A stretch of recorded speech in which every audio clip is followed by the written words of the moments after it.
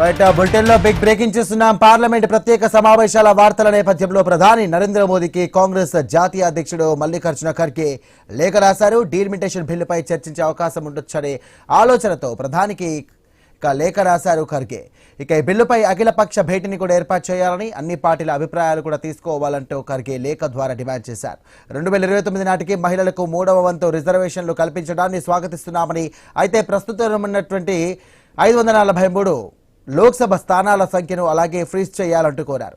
రాష్ట్రాల వారీగా ఉన్నటువంటి సీట్ల సంఖ్యను రాబోయే 25 ఏళ్ల పాటు కూడా మార్చకుండా సమగ్ర చర్చల తర్వాతే ముందుకు వెళ్లాలంటూ ఖర్గే లేఖ ద్వారా ప్రధానికి విజ్ఞప్తి చేశారు.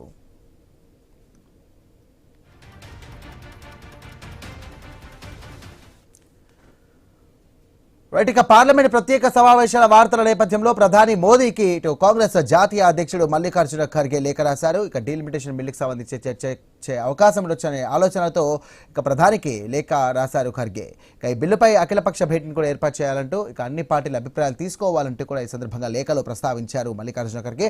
ఇదే అంశానికి సంబంధించి మరిన్ని డీటెయిల్స్ అందించడానికి మా కరెస్పాండెంట్ రాము సిద్ధంగా ఉన్నారు. రాము, ఎస్ఐ ప్రధాని నరేంద్ర మోడీకి మల్లికార్జున ఖర్గే లేఖతో డీలిమిటేషన్ అంశం మరొకసారి తెరపైకి వచ్చింది. అయితే పార్లమెంట్ ప్రత్యేక సమావేశాలు జరుగుతున్న నేపథ్యంలో డీలిమిటేషన్ బిల్లుపై చర్చించేందుకు అఖిలపక్ష సమావేశం ఏర్పాటు చేయాలని కాంగ్రెస్ జాతీయ అధ్యక్షుడు మల్లికార్జున ఖర్గే ప్రధాని మోడీకి కోరారు. అయితే డీలిమిటేషన్ విషయంలో అన్ని రాజకీయ పార్టీల అభిప్రాయాలను తీసుకోవాలని ఖర్గే తన లేఖలో స్పష్టంగా విజ్ఞప్తి చేశారు. ముఖ్యంగా 2029 లోక్సభ ఎన్నికల్లో మహిళలకు 3వ వంతు ప్రాతినిధ్యం కల్పించాలని కోరారు.